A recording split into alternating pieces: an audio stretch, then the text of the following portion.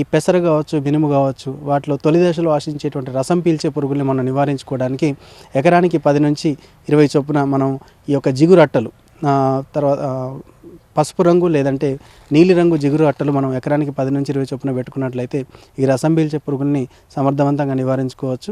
తర్వాత azadirachtin 1500 ppm అనేటువంటి వేప నూనెను కనుక మనం పిచికారీ చేసుకుంటే ఈ యొక్క తొలి దశలో ఆశించేటువంటి పచ్చదోమ కావచ్చు, తామర పురుగు కావచ్చు, తర్వాత తెల్లదోమల్ని మనం సమర్థవంతంగా నివారించుకోవచ్చు. ఒకవేళ మనం ఈ పురుగుల్ని నివారించుకోకపోతే మనకు ఈ రసం పీల్చే పురుగులు వ్యాప్తి చేసేటువంటి యొక్క పల్లాకు తెగులు ఏదైతే ఉంటుందో అది మనకు ఆశించి అధిక నష్టం చేస్తుంది. కాబట్టి రైతు సోదరులు ఈ రసం పీల్చే పురుగుల పట్ల మనం అప్రమత్తంగా ఉండడం అనేది చాలా అవసరం.